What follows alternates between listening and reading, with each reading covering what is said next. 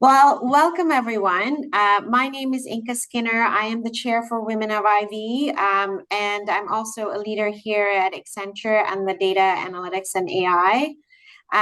We have an exciting agenda here for you, and we appreciate you joining in a lunchtime in the middle of the week. And I'm excited to host this amazing panelists who are rock stars and have accomplished so much. And I'm sure I won't do justice, so I will let them speak about it. I just want to talk about also why I've met these women, and we were part of this program that Ivey has co-partnered with Jacqueline Foley, and we call it the Career Empowerment Program. It was our vision together where we wanted to ensure that senior women leaders like ours are confident, are brave, willing to take risks, and be also comfortable in our own skin to do what we are passionate for. When we launched this program about a year ago, I personally participated in the pilot program. And I will say personally for me, who is raves about doing multitasking. And while I think I'm good at it, my husband might have a different opinion. I have learned to pause, rethink, strategize, make my answers and responses to executives that is tied to strategic priorities, and actually also find a way to say things that I am passionate about instead of trying to hide that. So that was an aha moment for me. I thought, in this program where we do virtual sessions and we connect with like-minded women, and I have Sumita and Diana that I had the honor to work with, you also get to learn a lot from others. And, I think as women, we always tend to think our problems are unique. At least for me, I found that it was really nice to see from others that I'm not alone. And that is really, really important to me. So I got great value out of this program. But I would like to, get the panel started. It's going to be about 45 minutes. Expect conversations and, things that the panelists will say. And we will have a question answer as well. But let me introduce our panelists here. And so I'm going to go clockwise from where I am seeing the video screen. So it's not like alphabetical order or any other order other than that. I've got Sumita Sikand. She's an AVP of Human Resources at TD Wealth Management. I've got Diana Swartz. She is a partner in our National Business Transformation Leader at Deloitte. And last but not least, Anne MacInnis, VP of Engineering at Crescent Point Engineering. And I wanted to hand it over to my friend and partner in crime, Jacqueline Foley. I'm on mute. Thank you so much, Inka, and thank you so much, Diana and Sumita and Anne, for giving us your time today and being willing to share your stories. When we all know, all the people here today, that women continue to face a lot of barriers and challenges in terms of advancing their careers in organizations. And that's just reality, which is why it's so important for us to be sharing these stories, to be supporting each other. And it's why we'll be talking a little bit more about offering a special discount to attendees of this event today for anyone who wants to participate in the Career Empowerment Program that's coming up in October, but I'll talk about that later. So let's get started. That why you're here is to hear their stories. And I think, the best place to always start is, let's think about the topic. The topic here is finding our voice as a woman leader. And I'd love to ask each of the panelists to actually take a minute or two to share, what does that mean to you? What has that meant for you over the last year as you've moved into next level roles and really found your own voice? So I'm going to start with Diana, if that's okay. Sure. So I think a few things. I think there's three major things for me. So the first is around self-reflection. And I think as Inka kicked us off, we did a lot of that with Jacqueline and with the team around just thinking through what your values are, what your strengths are, and what you really want to do. And so that to me is a first pause step that is important to find your voice, figuring out so what. So starting to think through like, well, what do I want? And then saying it. So I think back to finding your voice is actually then saying it. And I think for me, what's surprising and maybe shouldn't have been is how many people want to help you once you can properly articulate what it is that you want. Thank you. Moving on to Sumita. What does it mean to you, finding your voice? So I'll build on what Diana said. And for me, what it meant really was believing in myself and the value that I bring to the table. So what I mean by that is I had done the analytics piece of it, right? So I've done the SWOT analysis. I'm really good at that. Really good at, next thing is elevator pitch and, what's my story? How can I say it? I think what it meant for me was really kind of going inwards and saying, do I believe in actually what I'm trying to sell? And that was really important for me. And what that made me do actually was become in turn a better advocate for myself, because I started to trust myself and say, yes, I actually believe in the value that I bring. And so I'd say made me a better advocate is what is meant for me. So I'm hearing both of you talking a lot about internal work, right? First, getting really clear about what are your strengths, what's important to you, before you start actually and then you can advocate for yourself, right? Once you have a clear sense of what that's about. Thank you. Katie Ann, what about you? What does it mean for you? Yeah, I don't think mine's any different at all from Sumita or Diana. And that I think, if I was joining this panel today as an attendee, I would probably first want to focus on more like the tactical part of finding your voice. Like, hey, how do I show up in the big meeting rooms? How do I project? But it's way more about that inner work, right? And our inner voice and making sure that that's unrestrained. And if I could just ask a follow-up on that, how have you learned to do that? Really just continue connecting with that inner voice? It's hard. It takes a lot of practice. Yeah. And so I think it was through the process of going through this Ivey group really helped kind of uncover it or spark it. And then it does take work to do that introspection, to cement one's values, and to kind of get over I think a lot of internal barriers that we set up for ourselves. Yeah. I think the other thing I would add to that is just making time to do it, right? Is making time in what can be a very busy schedule for that on a regular basis. Yes, you took the words right out of my mouth. This whole idea of, and I think, was it Sumita that said pausing, or maybe you did, Diana, one of the biggest things, right, is how do we start pausing so that we can be more reflective, so we can be more connected to our inner selves. Such a great point. One of the biggest things, and we've talked about this a lot together, that seems to hold women back from advancing, and I see this a lot in my coaching work and my other group programs, is how we tend to wait, right, to be recognized and get promoted. And of course, we're doing such an amazing job. We expect that we will be recognized and celebrated for that, but that's not always how it works. And we can sometimes be waiting a long time. And I know, Diana, this is something that was frustrating for you at Deloitte when we started working together. Can you talk about your experience and what changed for you? Yeah, I mean, I know we keep saying self-reflection, but I think it was realizing that I was contributing to my own frustration, right? So Deloitte's a great organization. There's lots of opportunities, but it's not super hierarchical. Leaders are always changing. And so if you're looking for everybody else to be completely aware of your contribution, your value, and more importantly, your aspirations, then you're making a mistake, right? And so what I realized is, and I'm not sure why it took me so long, that I needed to take hold of my career. It's nobody else's job to manage your career.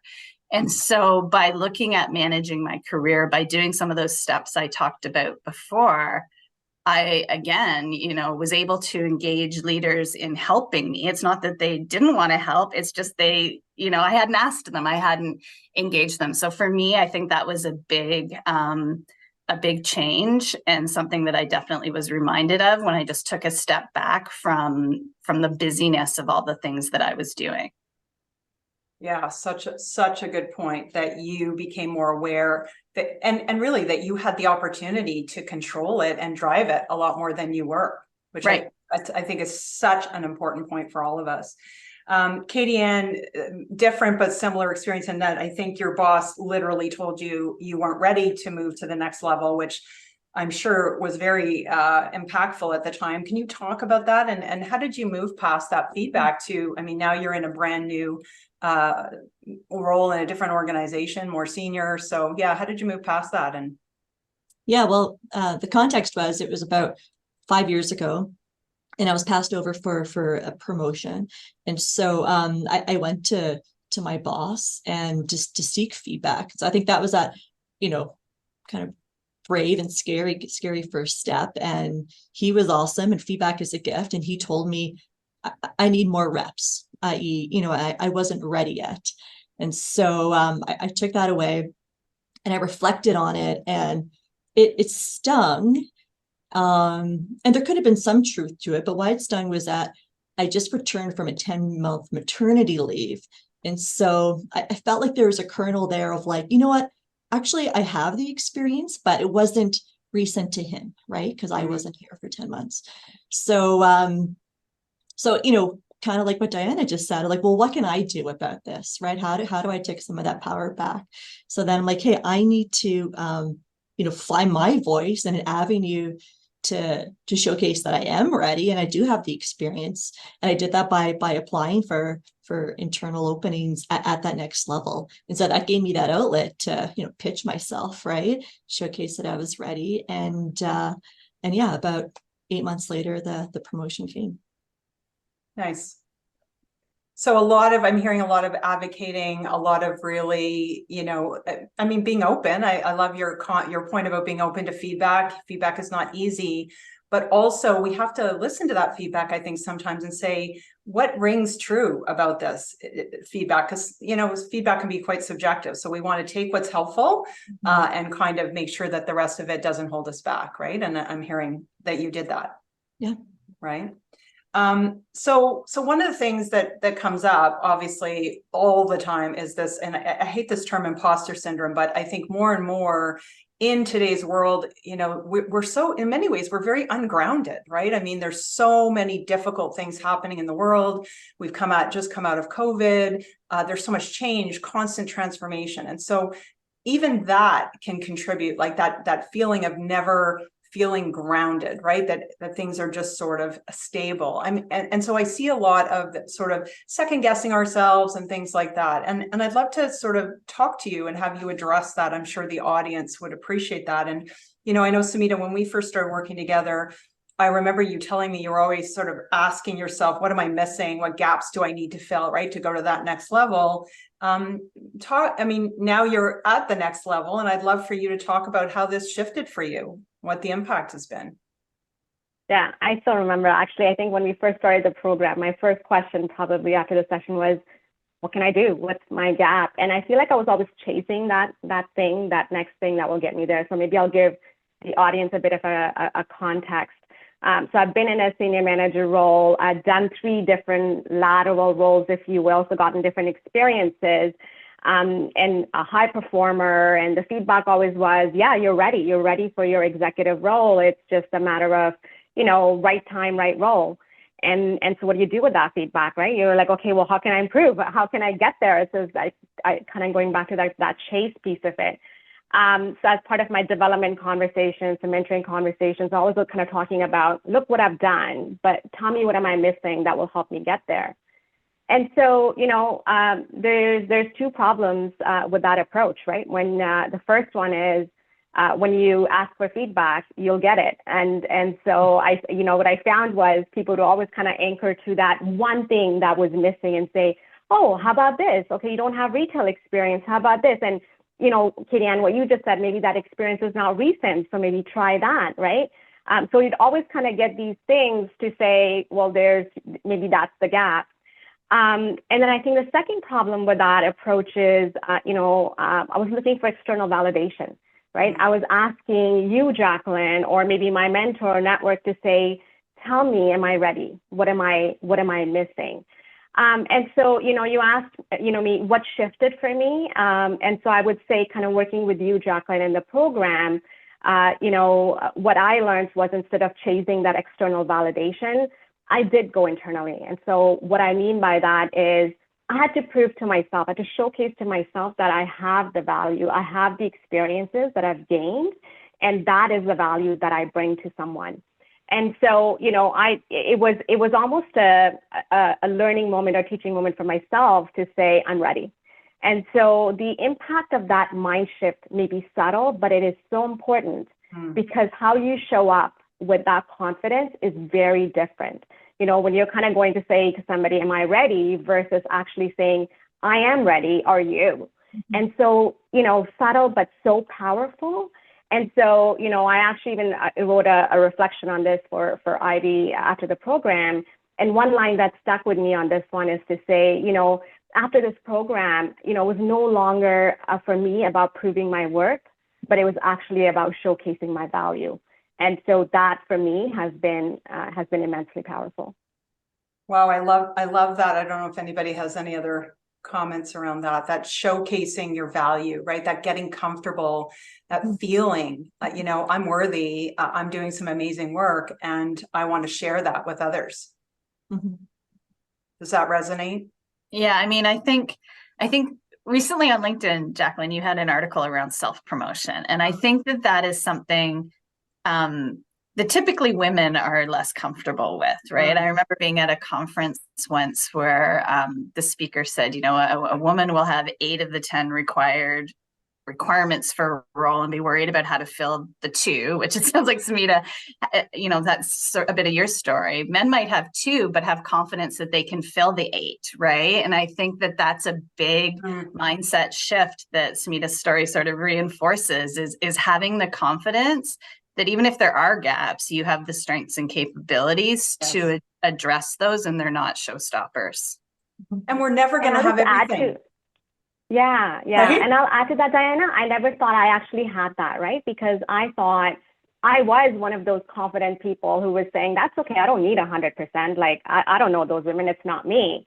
But in fact, that's how I was showing up to my mentors and my network. So if that's how I'm showing up, like, I don't even realize that's what I'm doing, right? So yeah, it's very important. I love this. You are confident, and you all were confident when you came to the program. And I think this idea that we're confident and not confident is not true. We can be very confident and believe in a lot of things about ourselves, but still be holding ourselves back. And that's a lot of what I'm really, this mind shift is, how do we stop doing that? Right? That's what I'm hearing a lot of you really talk about. Absolutely. Yeah. So I don't know, Katie Ann, do you have anything you want to add before I move on that? This, because you had to go through a lot of self-promotion to get that new role. So maybe you could I'll jump in on the inner work piece. And so I think probably this goes for all of us on the panel today, in that, you know, this is about, from our perspective as women and female leaders, but I think everything that we're saying, you know, applies across the board. So the Ivey program, the career empowerment program that we're talking about, I signed up because I thought it would be like that roadmap. These are the specific things that you need to do. And it wasn't. It was completely different than what I expected. It was way more Brene Brown. And it wasn't like a leadership, you know, like specific pointers. It was all self-work. And so it really got me to reflect on what my values are and reframing. And I had a one-on-one with Jacqueline at one point, and I was talking about what I needed to do to get ready, you know, the inner work to get ready for the next step. And Jacqueline just said, okay, pause. Who says you're not ready? And so it was kind of like the Taylor Swift, like, hi, it's me, I'm the problem, it's me. Yeah. I'm the one that I was saying I wasn't ready. And the couple of little voices that I heard, I was amplifying and not listening to all the others that were like, oh, you're totally ready to launch. It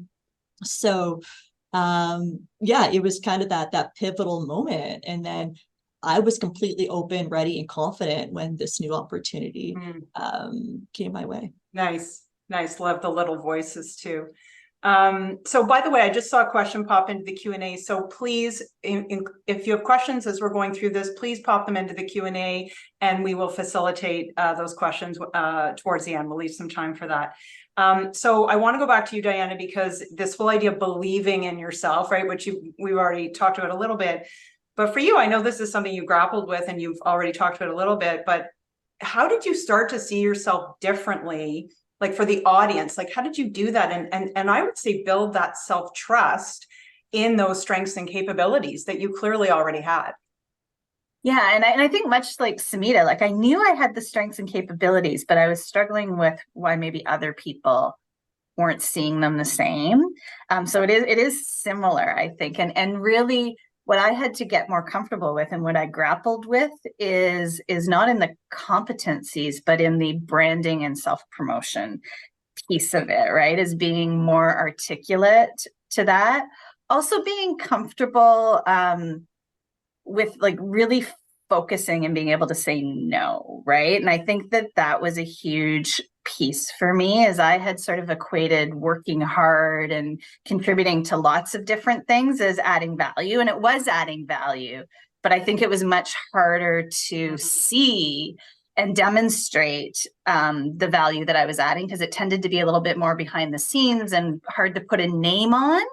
And I think that was a big piece of work where I had to get more comfortable that I could create more impact through focus. And so that was a big thing for me.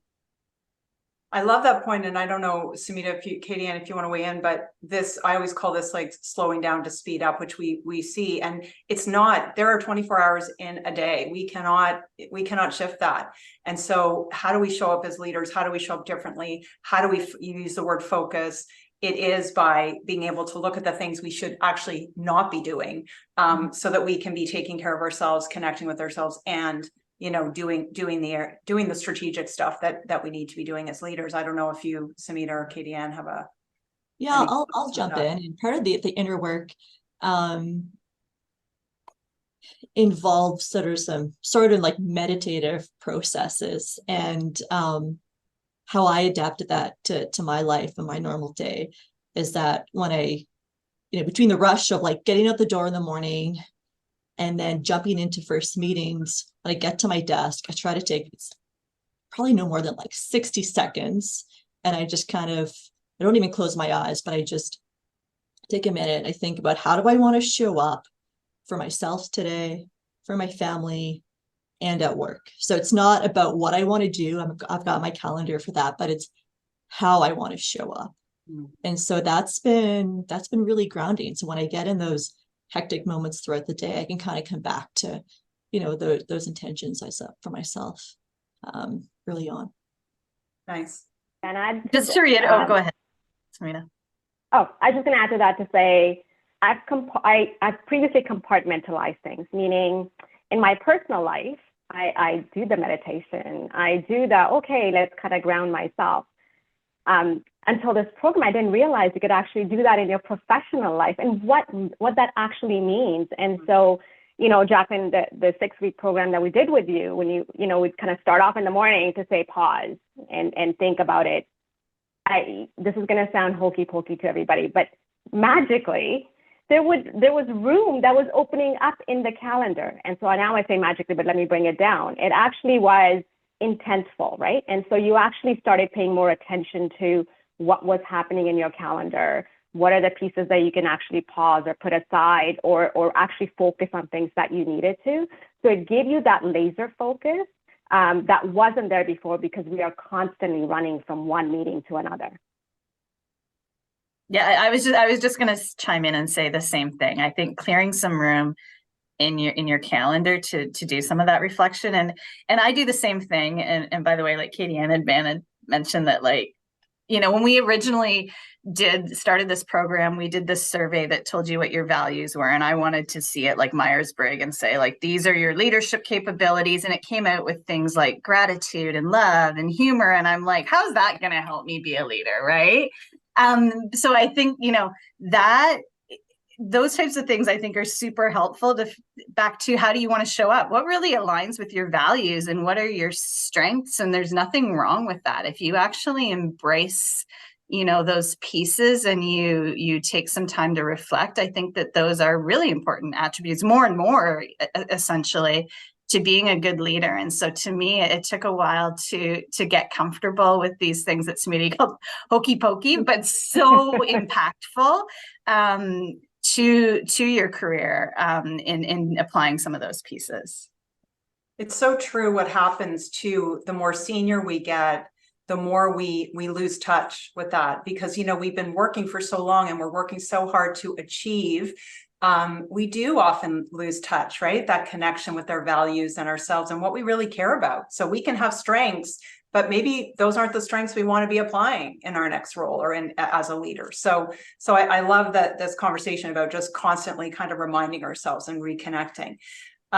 So the other piece, and this has come up, you know, a couple of times now, is this is all great, you know, kumbaya, we get to know ourselves again, right? I mean, we're all saying that, and some amazing practices in order to be intentional about how we're showing up. And that is the foundation, right? Self-awareness of all leadership, good leadership.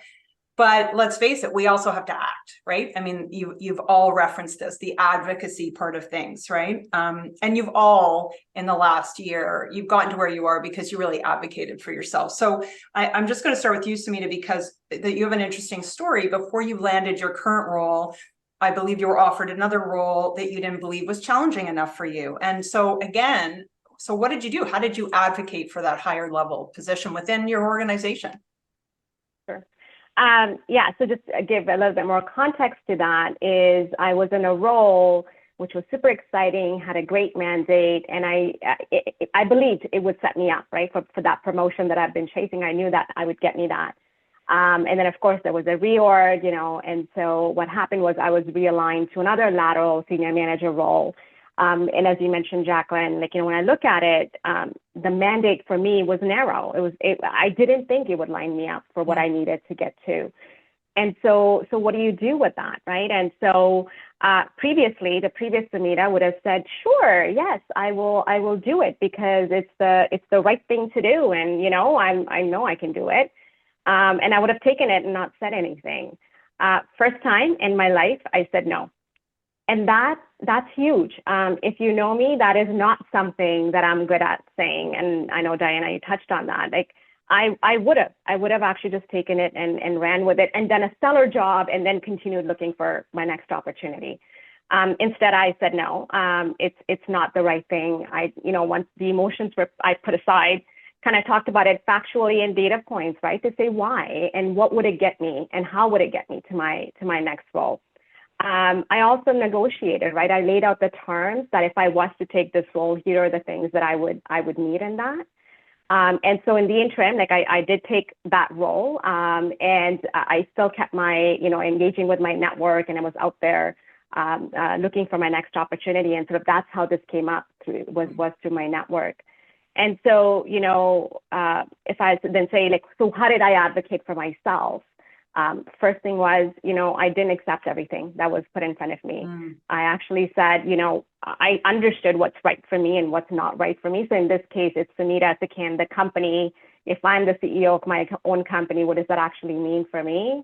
I negotiated, another thing that I'm not good at. And Jacqueline, I called you, like we had conversations on this. Okay, how do I negotiate? Like, well, how do I say this? And it was one of those moments where if somebody could see the insides of me, was probably like, oh my gosh, I can't even verbalize this. And Jacqueline's like, well, what's the downside? Why can't you?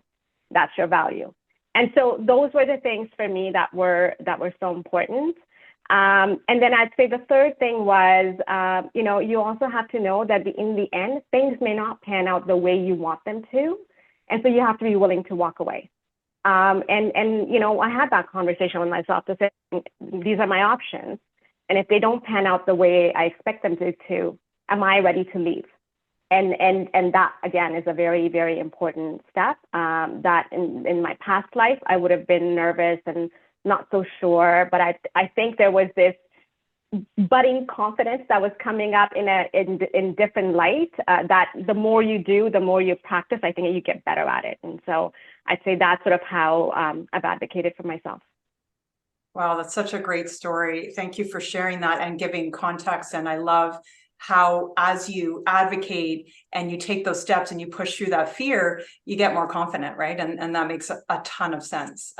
Diana, you also, your story is unique too, in that you didn't just sort of get a promotion, you actually created a whole new role for yourself, which you designed. So can you tell us a little bit more about that? Sure. Did that?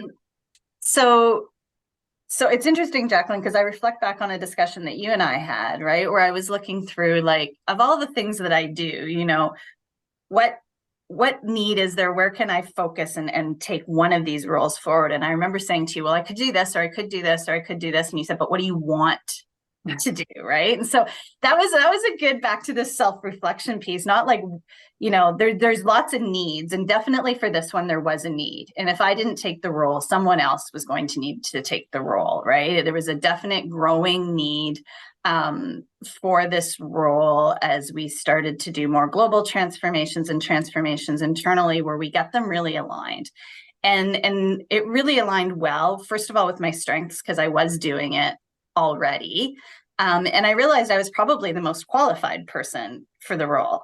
And so it just made a lot of sense to raise the need for the role and then advocate for the role. What it meant was, though, I had to figure out all the other things I was doing and how to say no to those and how to move those out, knowing that that wouldn't mean less cumulative impact, that I could make the biggest impact by really focusing on this particular role and demonstrating what that impact would be. Mm-hmm. So I think it was a few things coming together. One, there was the need. Two, that it really aligned to what I like to do and what I was very qualified to do, and knowing that there would be growth from that perspective. And then back to really just focusing, right? Again, not worrying about being busy with a whole bunch of things, but really focusing on highest impact.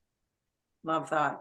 And I love how you really went through that process of really looking at what is the need. I mean, that's strategic. What are the needs I'm seeing? What are the strengths and the things I want to be doing that align with that? And then how do I go sort of create it and negotiate it? So, which is a great blueprint for anybody on this webinar today, right? Those are the steps. Thank you for sharing that. And I think, you know, I want to go to you, Katie-Ann, because you know, we're on this sort of self-advocacy point, and I think I mentioned earlier, and you're referencing this. This is not, it sounds easy. I mean, you make it sound like a piece of cake, right? I mean, you're all in these roles and you've advocated for yourself and you've said no to things, but we know it's not easy, right?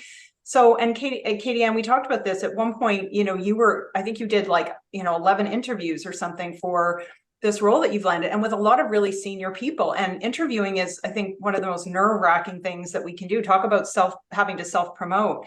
You know, talk about, how did you prepare yourself for those interviews and to show up as that next level leader?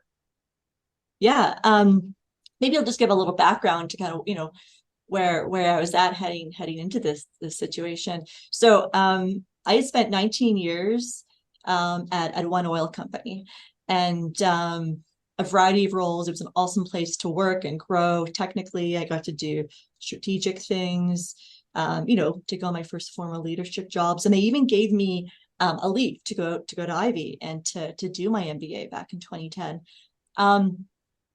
But even when I returned post-Ivey and throughout my career, I was always telling myself it's a conscious decision to stay, to spend that much time at one shop.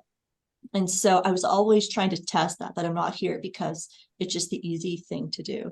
So, so I kind of, you know, that's what brought me to, you know, hearing more about this new opportunity earlier this year. And it was for a VP job at a different oil company here in Calgary. So, you know, went through the first couple of interviews. And I was like, you know what, hey, I'm digging way back into like my Ivey career services, you know, material. I'm like, I've got this, you know, I know what my key points are. And then as I started getting more excited about the role, and, you know, I was starting to meet with more and more senior people, like at C-suite, and eventually it was the board, I had this moment of like, okay, like I need to put everything I can into preparing myself for this. And like Ivey was great, but that was like more than 10 years ago. It's so yeah, I reached out and used a coach, and it was Jacqueline to prep for the interviews. And so again, similar to this empowerment program, I thought we'd just go in and let's just do a few practice things and help me just like nail my key points. And so we did that, and that was great. Check that box. But again, what was most valuable was that self-work and more that energy and confidence that kind of Jacqueline helped coach me. And it was like, show up as a peer, right? So feel like and know that you've earned this to be sitting in these interviews and to be pitching yourself. So again, that's easier said than done. So there's a little bit of like, fake it till you make it. But the other thing that helped through the process was like I pulled in some trusted mentors and those that I could kind of share what I was going through, and told them about the opportunity. And I think some of them are on the call today. And so it was the energy and confidence I was able to bring with me from them throughout those interviews. Again, I think it just really helped me show up at my best, in these interviews. And honestly, they felt really easy. And I think it was that self-work and that great prep work. Nice. Well, thank you for sharing that context, because I think it, again, job hunting is daunting, and it can be a really grueling process for any of us, right? We're not trained how to job hunt in our careers. And so going through those interviews and, kind of feeling your way and going into them grounded, I think is so important. And I guess there's a lot here around, I know we've talked about imposter syndrome, self-promotion stuff, but there's still a lot here around, we're talking a lot about this inner work. We're talking a lot about how do we actually self-promote in a way that, obviously we're all going to find a slightly different comfort zone.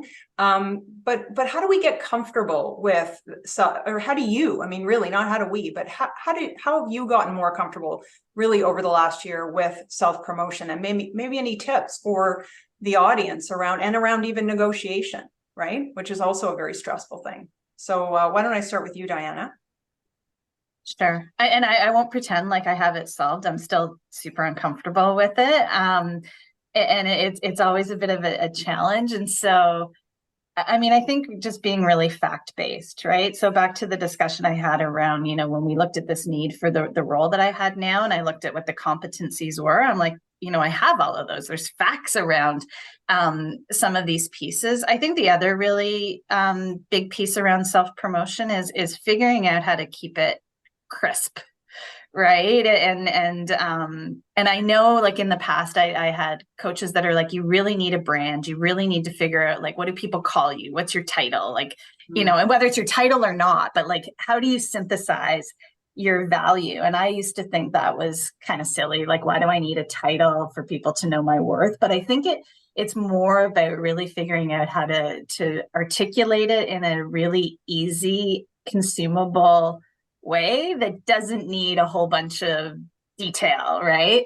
And so for me, that's a really big piece around it too, around what is that brand and that statement. And we did some of that exercise, I know, in the sessions around, like, how would you articulate this? Like, what is it, right? So I think that's a big piece around helping to make self-promotion more comfortable.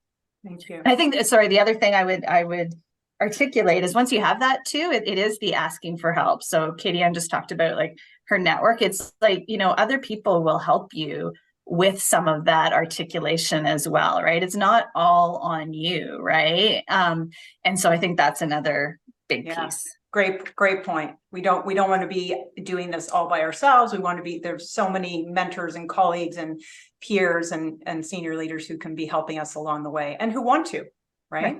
Exactly. Sumita, anything to add to that? Yeah, I'd say self-promotion is not a bad word. Like, a lot of us feel that way, that we're, drumming to our own beat in our group work. I know, Diana, you were part of that group. Like, we talked about, it was such differing opinions on the word self-promotion. People felt it was like a car salesman. It was very cheesy, right? The reality is you have to do it because, Diana, you start off by saying Deloitte's a big organization. Not everybody knows what Diana does. Not everybody knows what Sumita does at TD. And especially when you come outside of the organization, then people don't really know what you do. And so you have to be able to tell your story. And I think it's if we change the narrative on, self-promotion as sharing what you've accomplished, how you've done, what's your signature move, I think that starts, it starts to articulate what your brand is. And in that also lies maybe what you can do for someone else, right? Maybe somebody else is looking for top talent and they'll hear your story and say, actually, you'd be a great fit for this particular role or an opportunity. So I think that's important. How I've done it, when I talk to my mentors now, before I was like, oh, if I don't have a topic, I would cancel the meeting. And I'm like, oh, I'm giving you time back and, just kind of position it that way. Now I actually take that opportunity and say, in the last 6 months or whatever time has passed by, here's what I've done. And here's how I did it. And so I just sharing that with you, right? Like it's more of an FYI, because if a year or 2 years from now, when I'm going to meet their sponsorship, if they don't know what I've done, they can't help me. And so I use this as an opportunity to continuously remind people of who Sumita is, what she's done, and how she's done it. I love that. I'll probably add that I think we probably hold ourselves back. I know I do this because I have a fear of being overconfident. We don't want to be that overconfident person. And it kind of reminds me of like the unsolicited ski tips, like after my husband, he's like, bend your knees more, like feel like your butt's going to touch the ground. And it's like, and it's when you feel like you're overdoing it, you're actually just doing it enough. And I feel like that's the same with like the confidence and the self-promotion. You probably feel like you're coming in at a 12, but you're probably still only landing at like a 7 or 8 out of 10 on the, promotional scale. What a great analogy. I love that. I'm gonna use that.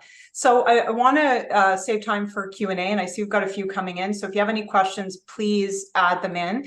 Before we go to Q&A, I just have one final question for all of you, and that is, what's one final piece of advice you would offer to anyone in the audience right now who's looking to move up over the next 12 months?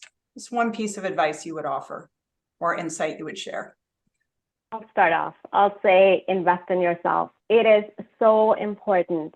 And why I say that, because I remember when this opportunity came up for the Career Empowerment Program, I saw it and I was like, I don't know, do I really want it? Like, I don't have the money right now. I don't want to spend it. It is probably the best money that I've spent so far. And, I know I probably sound like a promotional person on this, but I'm actually seeing the benefits of it. It's given me tools and resources that I didn't have. I was, constantly, looking for, refining my resume and, spent a lot of money on that as well, right? And, what's my elevator pitch and what's my story? But this actually really introduced me to myself. And so I say, please, if you get any opportunities, invest in yourself. Don't second guess it. Nice. Diana?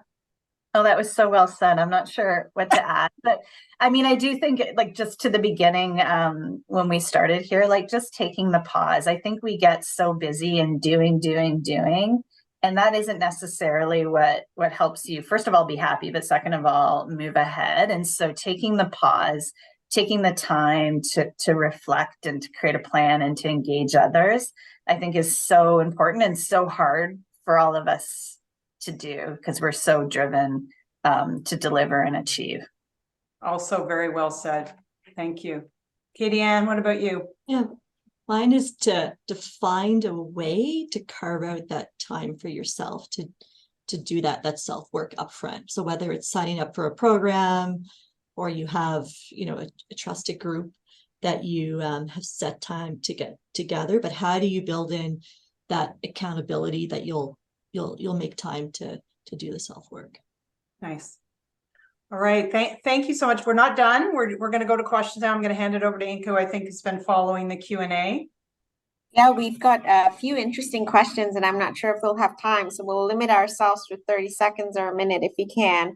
The first question was, what type of internal work is required to get that level of confidence and being able to say, I'm ready, are you? That is so powerful. And I think that's a question for Katie. I think that was your word. So over to you.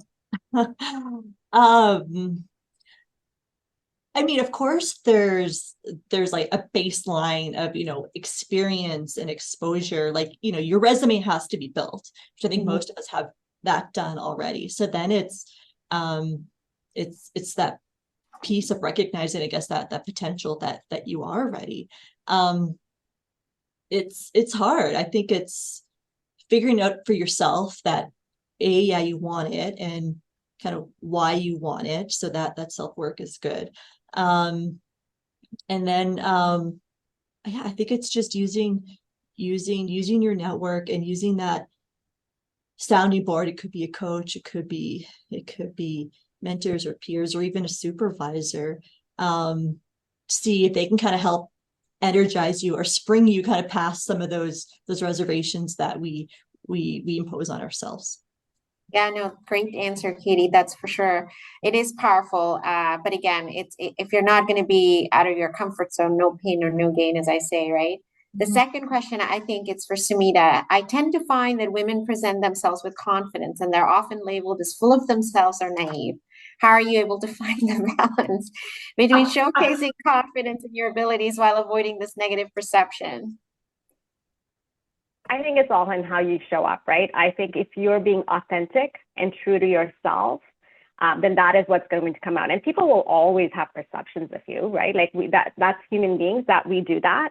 I've learned to actually ignore, like I actually used to think, what would people think about me and how am I showing up? And I've actually said, doesn't matter. What matters to me is how I'm showing up. And the first exercise we did, and I think Diana, you touched on it, was that the test that actually shows my top one on that is honesty. And I was like, what? But it's so true. What you see is what you get. It's authenticity. So if you don't like it, it's too bad. And just be true to yourself.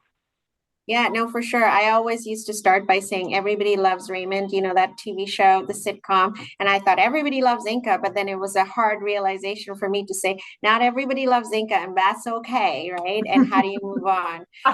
Diana, I think this is a great question for you. And for people like yourselves, and myself, where we work in consulting, we always hear, do this, do that. And I haven't seen the Barbie movie yet, but apparently there's all about like, you can be to this, you can be to that, you have a little bit of this and a little bit of that. So it's a lot. So it says here, we hear a lot about branding needs to be crisp and simple and on point. Can you share an example of what your brand messages are, so we can learn from real examples what is a great brand message sounds like?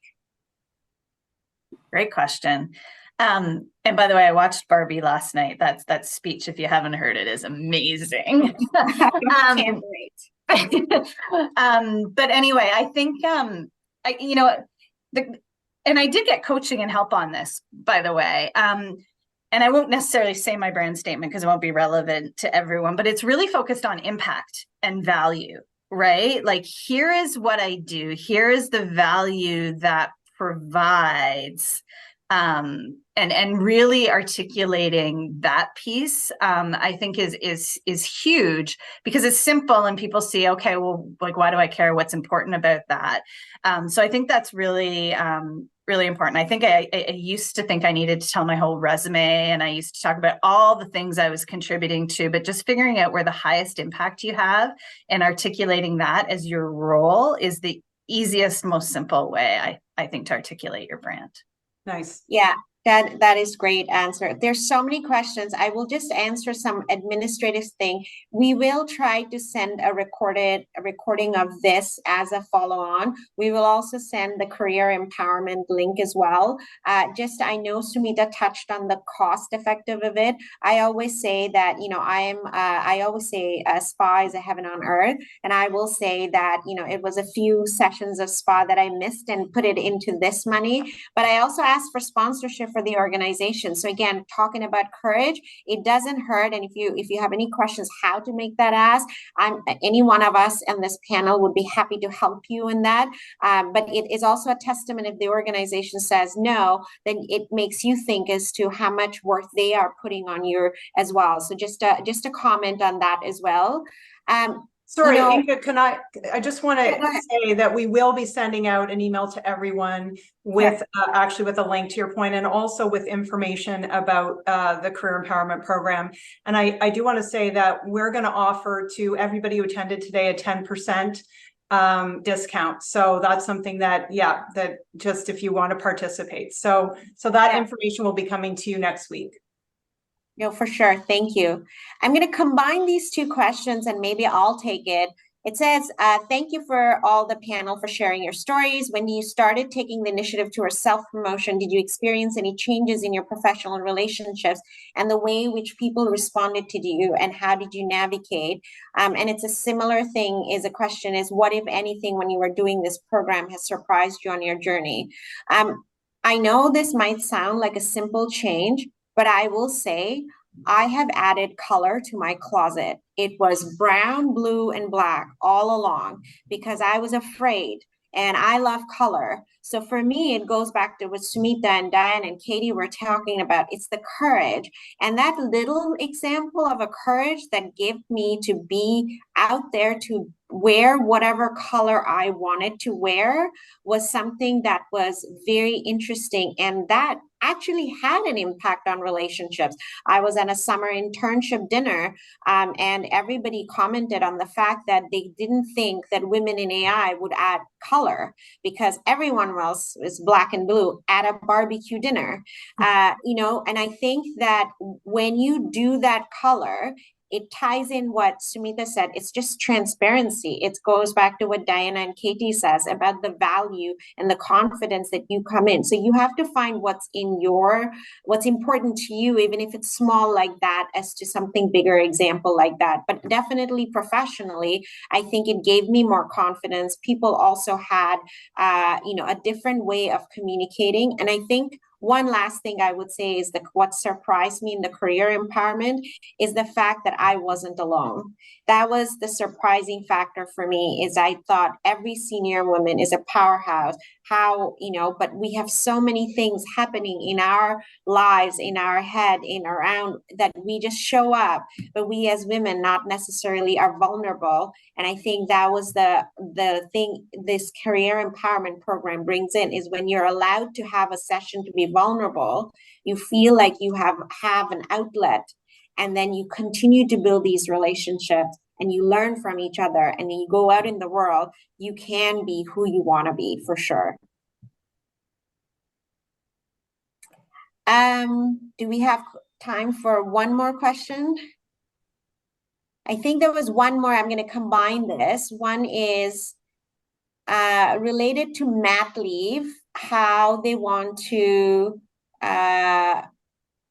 keep it, make sure the career progression on track.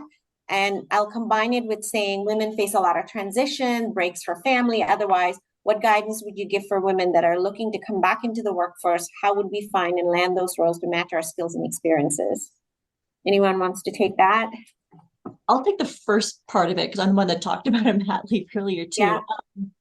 So again, this is totally personal, and everyone's different. But one thing that I did, I have two kids, they're 5 and 8, and on my second mat leave, I told my supervisor that, I'm taking this time for my family, it's important, but hey, if anything came up while I'm off, like any opportunities, I would rather know about it than not, because I feel like often there's like this HR kind of legal kind of barrier around people on mat leaves, and like, oh, hey, we can't, like, that's your time, you have to protect it. But by me kind of bringing that forward, it put me in the driver's seat to be like, then I can choose if I want to maybe come back a little bit early for an opportunity, or if I want to stay off. So again, total personal choice, but I did that, and an opportunity did come up, and I came back. a couple months early, and I was happy I did it. That's great. Thank you. I know we've got more questions, but what I'm thinking is what we could do is some of the questions that we haven't answered, we can address it in general in our follow-up as well. But I think, it seems like a lot of them as talked about showcasing your values. And this is where it's a very loaded question, right? What's valuable to me might not be the same for value for Diana or Sumita or Katie or Jacqueline, but it doesn't mean there's a right or wrong answer. And aligning that value with your company, I say, be who you are.